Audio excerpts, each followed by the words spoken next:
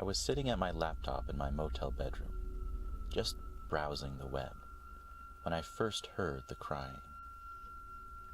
The sound was subdued and distant, and at first I just tried to ignore it. But as it went on, although faint, I found it slowly and ever increasingly eating away at my focus.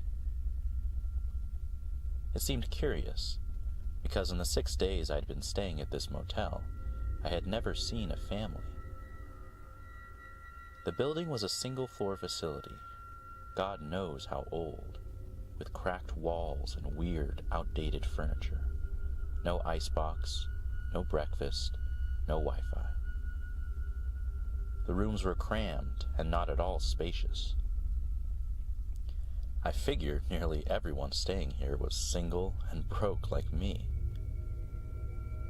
But just because I hadn't noticed anyone with a family or a young one before, and just because this motel was so small, really didn't mean anything. Nothing suspicious. I was being paranoid or snoopy. Eventually, I stopped what I was doing completely and just sat in my room, listening to the sound of the crying. I smiled, amused at my own curiosity, and waited for the child to calm down and the crying to stop.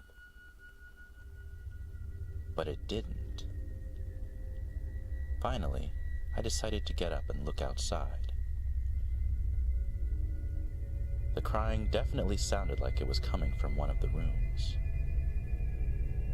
I started walking down the hallway toward the sound. I was hoping one of the doors would open as I walked down, and someone would come out, and we could talk. Maybe I could ask them if they knew if any families were staying in this motel. I knew it was silly, but for some reason I wanted someone else to be here with me. I told myself I was being an idiot, and that I had been watching too many horror movies on Netflix, as I continued down towards the end of the hallway where the crying was coming from. My room was the second room down from the entrance, so I had never actually walked to the far end of the hallway before. And at the very end, past room 11, was one last door. It didn't look like a door to one of the rooms. There was no number on the door, and instead of faded maroon paint and old, peeling wood, it was steel and rusted. I would have guessed it was a storage room of some sort, but as I pressed my ear against the door, I knew that the crying was coming from inside. I was now genuinely confused, and although I didn't want to admit it, even to myself, growing increasingly uneasy. It certainly didn't look like a door to a room, but with this crazy old motel, anything could be possible. The crying was still going strong, and I began to wonder. Either the parent was just sitting and totally ignoring his child, or maybe, even worse, some parent had left their child alone. The thought of a child, left unattended, made up my mind quickly. I had to do something. I raised my hand and knocked on the door.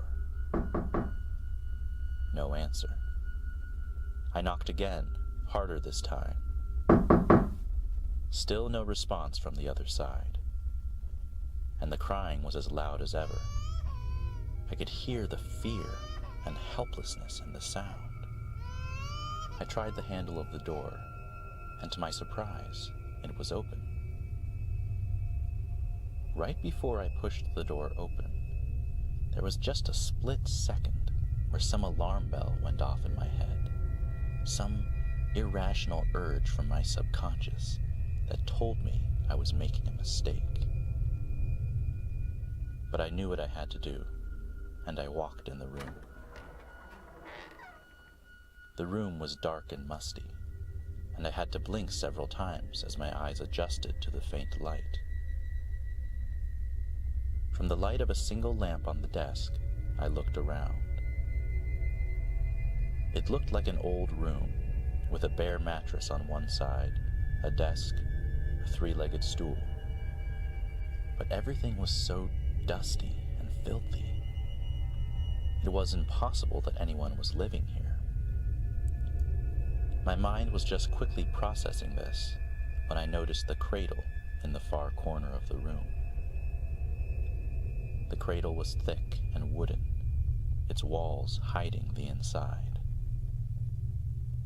Slowly, ever slowly, I walked towards it.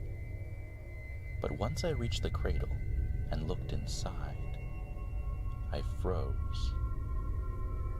Sitting in the center of the cradle was a small square box, and even before I picked it up, I knew that I was looking at a recorder, playing the sound of an infant crying. Slowly, I lifted the recorder up and stared at it. I simply couldn't register what this was, or who might have started playing it.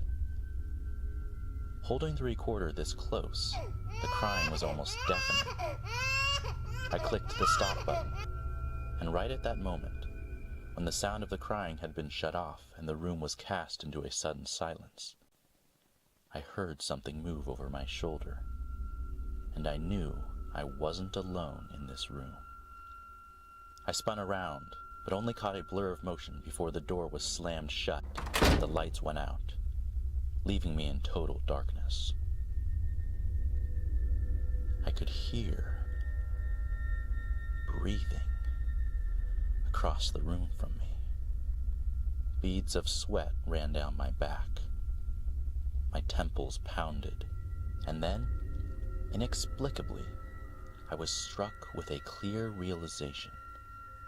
I knew in this moment, beyond a shadow of a doubt, that the sound of an infant crying had been the bait, playing on my curiosity and my empathy, and I had fallen straight into this trap.